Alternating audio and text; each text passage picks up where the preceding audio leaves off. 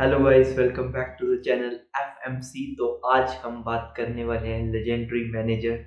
जी हाँ, आज हम बात करने वाले हैं जॉस मारियो डोस सैंटोस फिलिक्स के बारे में। जी हाँ, हम बात करने वाले हैं द स्पेशल वन के बारे में। तो जोसे मरीनियो का जन्म 26 जनवरी 1963 में एक मिडिल क्लास फैमिली में हुआ, पर उनकी सोच मिडिल क्लास नहीं थी। उनकी सोच ने ही उन्हें बनाया द स्पेशल वन। और Mourinho as a as a career में एज अ प्रोफेशनल फुटबॉलर बनना चाहते थे, पर अलास वो इस चीज़ में फेल रहे। रीवो के लिए जब उनके फादर वहाँ पे मैनेजर थे, तब उन्होंने अपना प्रोफेशनल करियर स्टार्ट किया एज अ मिडफील्डर, बट उनमें उतनी पेस नहीं थी, इतनी स्किल्स नहीं थी कि वो एक प्रोफेशनल फुटबॉलर बन सकें। तो उनकी जर्नी वहीं पर ख़त्म हो गई। हालांकि उनके कोच फिलिक्स ने पोर्तुगीज़ नेशनल टीम के लिए एक कैप अर्जित की थी, पर मुरीनियो ये नहीं कर पाए। मुरीनियो ने उस टाइम से ही सोच लिया वो बनेंगे स्पेशल वन और वो बनेंगे फुटबॉलर के मैनेजर। पर उनकी मदर और उनके फादर के कुछ अलग ही प्लान्स थे। तो उनके मदर और फादर ने उन्हें कहा कि आप कॉलेज में बिजनेस एज अ स्टडी लें। तो उनको कॉलेज में एज अ बिजनेस प्रोफेशन में एडमिशन दिलाई गई।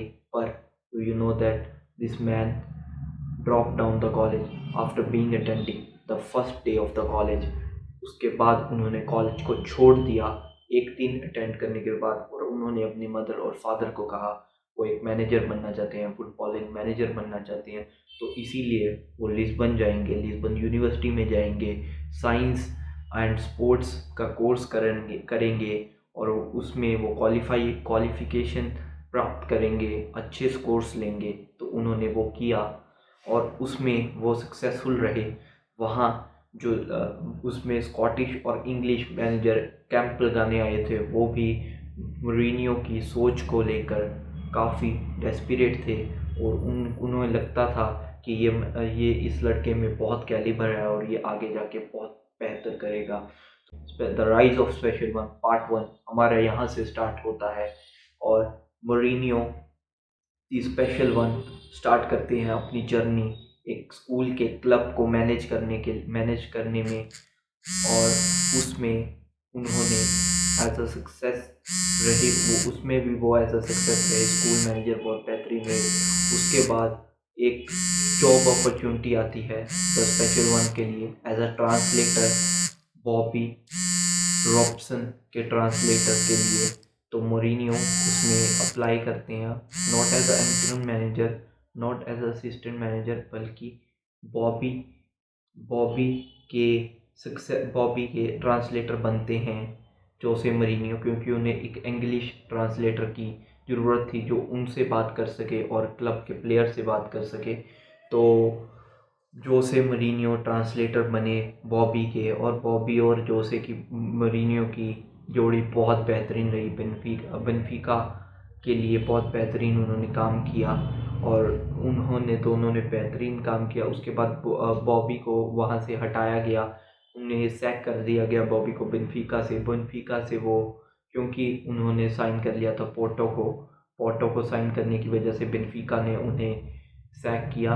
पर पोर्टो में वो ज़बरदस्त रहे, हालांकि वो कप नहीं जीत पाए, यूएफा कप नहीं जीत पाए, अब famously known as UEFA Champions League, वो तब नहीं जीत पाए सेमीफाइनल में। अलास वो बाहर हो गए दोनों, जोसे मरीनियो और उनके उनके साथ बॉबी बॉबी रॉबसन, तो दोनों बाहर हुए।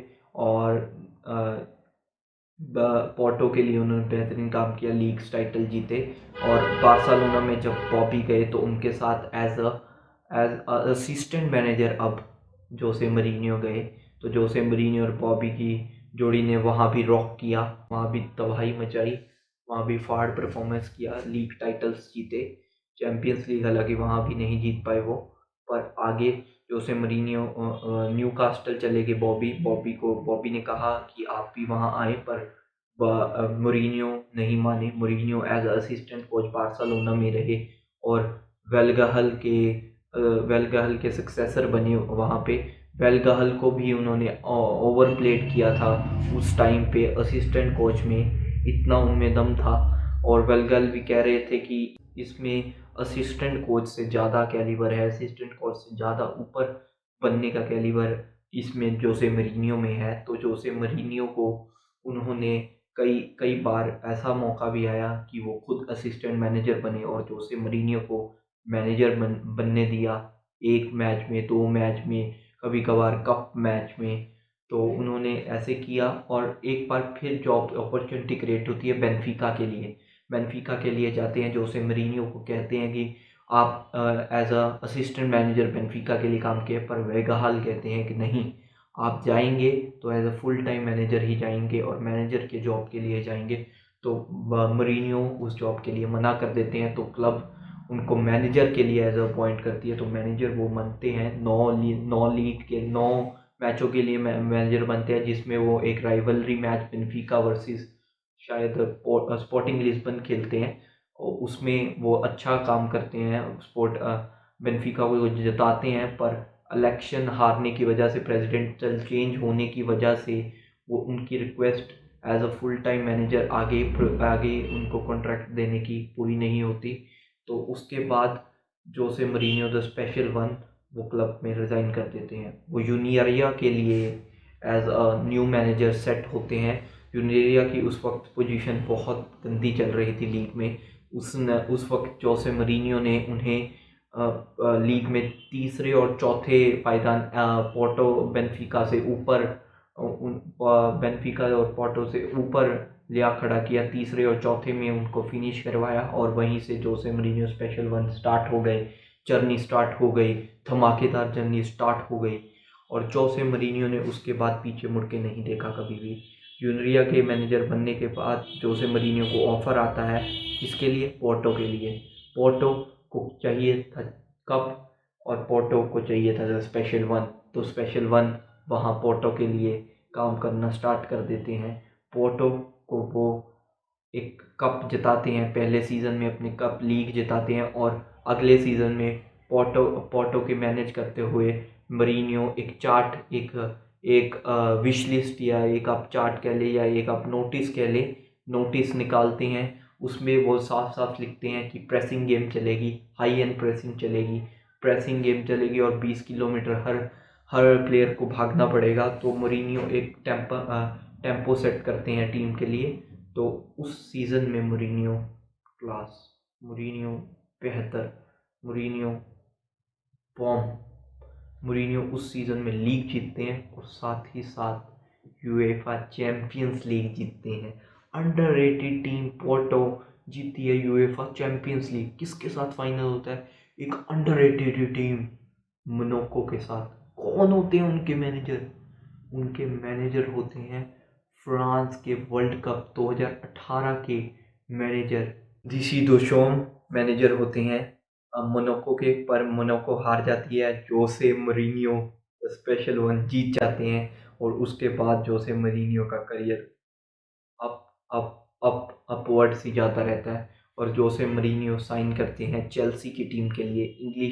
इंग्लिश मैनेजर्स का उन्होंने इंटरेस्ट वहीं से ही जीत लिया था जब उन्होंने सर एलेक्स की टीम को हराया था, मैनचेस्टर यूनाइटेड को हराया था, पीटा था चैम्पियंस लीग में।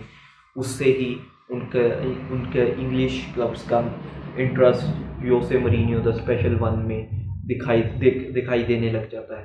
तो जोसे मरीनियो द स्पेशल वन वहाँ से चेल्सी चले जाते हैं। चेल्सी में एक नए प्रेसिडेंट अपॉइंट होते हैं, उनको चाहिए था, उनके पास पैसा था, उनके पास बेहद पैसा था, उनके पास बहुत पैसा था प्रेसिडेंट के पास। वो चाहते थे लीग टाइटल्स, वो चाहते थे चैम्पियंस लीग, वो चाहते थे स्पेशल वन। स्पेशल वन ने प्रॉमिस किया कि वो लीग टाइटल लेके आएंगे, चेल्सी में लीग टाइटल आएगा। चेल्सी ने 50 साल के बाद लीग टाइटल जीता। चेल्सी ने अगले उसके एक साल के बाद फिर लीग टाइटल जीता।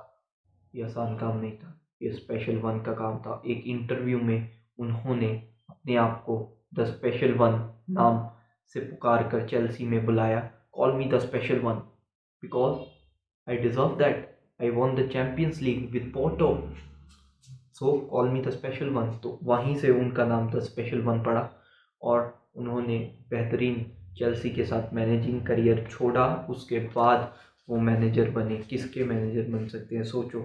जी हाँ, वो मैनेजर बने इंटर मिलान के। जी हाँ, इंटर मिलान, एसी मिलान उस टाइम पे जो तरबी हुआ करती थी वो एफसी बार्सिलोना और रियल मैड्रिड से भी बहुत ऊपर के लेवल की थी, क्योंकि उसमें रियल फाइट्स होती थी, उसमें रियल हैरेसमेंट होती थी, उसमें रियल इंटेंसिटी होती थी। तो जोसे मरीनियो ने वहाँ भी सक्सेस हासिल की, बल्कि वहाँ एक दूसरे अपने दूसरे ही सीज़न में ट्रिबल मारा, बेहतरीन ट्रिबल मारा। उन्होंने सारे लीग टाइटल जीते, उस ही सीज़न में चैम्पियंस लीग भी जीती। शायद एसी मिलान से वो उस सीज़न में सुपर कप हार गए थे, जो यूएफा सुपर कप होता है, वो हार गए थे उस टाइम पे। तो ये थी योसे मरीनियो की अब तक की first, the rise of Jose Mourinho का फर्स्ट पार्ट। अगर आपको ये एपिसोड पसंद आया हो तो लाइक, शेयर और सब्सक्राइब करना मत भूलिएगा। हम लेके जल्द ही आएंगे the Jose Mourinho, the rise of Jose Mourinho second part आपके लिए जल्द ही आएगा। Stay tuned guys, peace out.